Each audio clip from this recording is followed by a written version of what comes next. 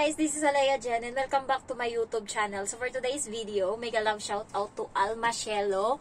Ayan, so nagtanong siya or sana daw masagot yung tanong niya kung paano daw ba mag-break contract and then kung makakahanap pa ba siya ng new employer and also yung pamasahe daw pa uwi. So kung gusto mo mag-break ng contract, mag 1 month notice ka kasi yon meron kang plane ticket na ibibigay sa'yo yung amo mo and may sahod ka pa. Kasi kapag mag on the spot ka is ikaw yung magbabayad sa amo ng 4,730 na sahod or na bayad kasi wala kang abiso and nag on the spot ka ng break contract. Pero pag mag 1 month notice ka, wala kang babayaran. Sila yung may babayaran sa'yo pag natapos mo yung 1 month na 1 month notice mo. So, paano nga ba mag 1 month notice? So, magsulat ka sa bond paper, 3 copy, isa sa'yo, isa sa immigration, and isa sa amo mo. And then, yung sa immigration is, ilagay mo yung address ng immigration. Pwede kang mag-search sa Google on how to write or how to make 1 month notice, 1 month notice termination as DH in Hong Kong. Ayan, kasi makikita mo naman yan doon. And meron ding iba na may format. Meron akong format niyan, kaso hindi ko na nga ma-edit kasi hindi na gumagana yung KineMaster ko. Kaya kung ano yung sinasabi ko dito is diretso na kaagad, wala nang edit. Hindi na siya gumagana ngayon. So, lagyan mo siya ngayon ng parang sealed, yung parang sticker na nabibili yun sa 7-Eleven, stamp tawag doon. Ayan, and ilagay mo siya muna sa sobre. Tupiin mo yung sa immigration and ilagay mo siya sa sobre. And then pagkatapos is lagyan mo siya ng stamp and ihulog mo siya doon sa parang mailbox dyan sa mga kanto-kanto, kulay green yan. Doon mo siya ihulog. Kung gusto mo, pumunta ka naman ng Wan Chai, nandun din yung immigration and doon mo siya mismo ihulog sa immigration ng Wan Chai para sure na mababasa talaga ng immigration. Ayun yung 1 month notice. Pag nag on the spot ka, diretso ka muna sa amo mo, magbigay ka ng 1 month ng letter and pagkatapos nun diretso ka sa immigration or sa mailbox in ihulog mo. Kaso nga lang may babayaran ka. Kaya kung gusto mo mag-end ng contract, kung gusto mo mag-break contract, 1 month notice talaga yung pinaka-advisable na gawin mo. Yun nga lang, yung amo kapag nag 1 month notice ka, pinapakita na nila yung pinaka-worst nila na ugali and also gabi ka na nila niyan patatapusin, pahihirapan ka nila sa loob ng 1 buwan. Kaya kailangan ready ka kasi nga yung mga gamit mo minsan, lalo kapag galit yung employer sa'yo kasi nga ang laki ng nagastos nila, nasa 100,000 ata sa pera natin para lang makapunta tayo dito, binabayaran nila yan and pagdating dito 1 buwan, 2 buwan and then break contract agad, bad trip talaga yung amo niya, minsan gumaganti yan sila, kaya kailangan ready kayo.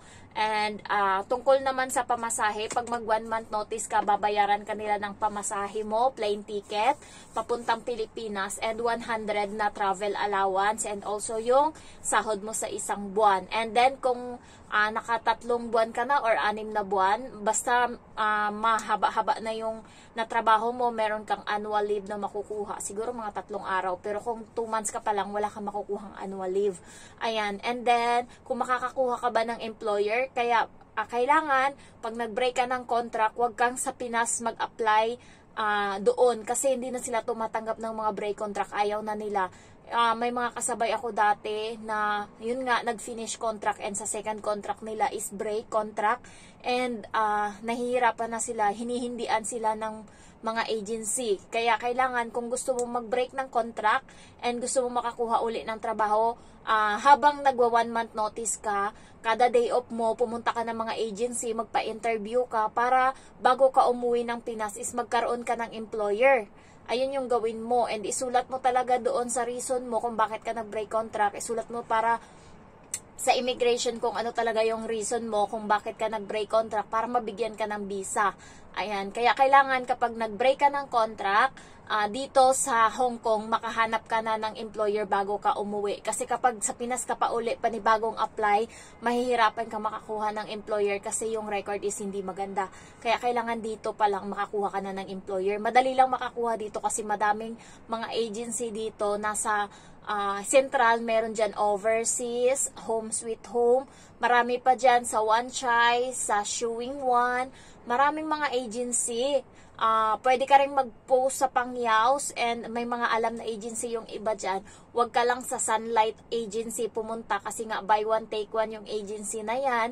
Pwede kang tawag nito, ma-buy ka, pero kapag ayaw sa'yo ng employer mo, ibabalik ka nila sa agency and kukuha sila uli ng panibago doon sa agency, and libre yon, hindi na nila babayaran yon, parang buy one take one nga tawag doon. So may vlog ako about dyan kasi hindi ko ma-edit, ina-explain ko sana kung bakit ganyan. So ayun lang guys, makakakuha ka naman ng employer as long as talaga matibay yung yung reason mo kung bakit ka nag-break contract. And also, kung bata lang naman yung problema and mga months ka pa lang, 2 months, nagbabago pa yan, kinukuha mo pa yung loob ng bata. Kaya kailangan, kung ano yung gusto ng bata, ibigay mo muna, wag ka munang puro kontra sa bata kasi mas lalong napapalayo yung loob niyan. Kuhanin mo muna yung loob ng bata, katulad sa alaga ko, kinuha ko muna yung loob niya, mga 3 buwan muna kaming nag-adjust dalawa kasi nga, minsan sumisigaw siya, yung sabi niya, stop it, I don't like it, ganyan. So, minsan binabasa ako ng shower nung bago ako, marami siyang kalokohang ginagawa, and nahanapan ko yun ng paraan kung paano ko tablahin ba, halimbawa, ayaw niyang tumigil kakaligo doon sa CR. So, ang ginagawa ko, ina-adjust ko sa pinakamainit or sa pinakamalamig, ayan, so, titigil na siya kasi mainit na or di kaya titigil na siya kasi malamig na. So ganun yung panakot ko sa kanya. And then pag binabasa niya naman ako, dati sinasabihan ko siya, pag babasain mo ko, talagang sinumbong ko siya sa mami niya, and ayun nga, tumigil na siya kakabasa. Minsan nababasa ako ngayon, pero yun, aksidente, hindi na siya yung katulad dati, talagang itututok niya sa'yo yung shower talaga. So nakuha ko yung loob niya, and kahapon meron akong viewers na nakilala niya ako. Dito din siya sa building na to nakatira, and malayo pa lang kami ng alaga ko kasi ako na sumusundo sa alaga ko ngayon kada hapon. So malayo pa lang kami, nakatingin na sa akin, akala ko dalawa sila, akala ko Indonesian. So nung nandyan ako malapit sa kanila, ngumiti ako sa kanya, tinitignan niya kasi ako, so ngumiti ako. And then sabi niya, di ba YouTuber ka, di ba vlogger ka? Sabi ko, kilala mo ko? Sabi niya, napanood kita. Tapos tinanong ko siya kung bago siya dito sa Hong Kong. Oo nga daw, kasi yung mga viewers ko talaga mga bago, yung mga luma dito hindi ko na talaga viewers yan kasi hindi na sila na nanonood ng mga tips na yan kasi nga sanay na sila or alam na nila yung gagawin. So sabi niya, dito ka din nakatira? Sabi ko, oo. So sabi ko sa kanya, alis na kami kasi nga magfa 5:30 na, and magluluto pa ako ng 4 na putahe. Hindi ko pa na-defrost yung mga karne, and kaya pinapamadali ko yung bata. And yung bata naman, kasi kausap ko siya, parang natuwa yung bata, yung alaga ko. Niyakap niya yung dalawang helper din doon na nakaupo. Niyakap niya. Hindi ko, nagulat din ako. Minsan lang yan yung mayakap. So niyakap niya yung dalawang helper. And then kinakausap niya. Tapos sabi ko sa kanya, dali na, bilisan mo na dyan. Maano na tayo. Akyat na tayo kasi nga maliligo pa yan siya. Tapos magluluto pa ako. Pinapamadali ko talaga. So, akong bata lang yung problema, magagawan mo yan ng paraan. Templahin mo lang yung ugali niya. Minsan, dalhan mo siya ng pagkain, yung mga Filipino food, ganyan. Pero patago mo lang bigyan kasi nga minsan yung nanay or yung tatay is bawal pakainin ng kung ano-ano yan. Katulad dito bawal, so patago kami kumakain minsan. So, kuhanin mo yung loob ng bata, laruin mo, ayan, kami isang araw kami minsan naglaro, dalawa, ganyan. Nakuha ko na yung ugali niya, and ngayon parang natutrauma na nga yan siya sa akin. Pag sumigaw ako, halimbawa, nasa kama yan siya, naglilinis ako ng kama, and pupunta yan siya doon, edi nag-aayos ako ng bedsheet, tapos papatong yan siya doon, edi magugulo na naman yung bedsheet, sisigaw ako kaagad, anong ginagawa mo dyan? Hindi pa nga ako tapos, yung parang nataranta na yung bata, gaganon na yan agad yung bata, baba agad sa kama, yung parang naano na siya, hindi ko lang alam, pero parang nagiging gano'n na siya ngayon. Basta sinabi kong bawal, hindi na yan siya kumukontra. Dati, kumukontra pa yan pag sinabi kong bawal o kung ano. Ngayon, wala na siya agad salita-salita. Kung ano sinabi ko, sunod agad yan. Pag sinabi kong, gumanon siya. Kasi nga, pinapatutbrushan ko or nililinisan ko yung ngipin niya ng cotton pad. And, gumaganon para nga ngumanga yung bata. Tapos, ayun, ngumanga nga yan. So, ngayon, nakita ng nanay yung ginawa ko yun. Ginagaya na ng nanay. Sinasabihan niya na yung bata ng, So, tapos, gaganon din yung bata. So, nalilinis niya na ngayon ng loob yung ngipin ng bata. So, 'Di ba? Minsan mas alam ko pa kung ano yung ibang gawin kaysa sa nanay, and nakakakuha din yung nanay minsan ng mga teknik kung paano mas napapadali yung bagay-bagay.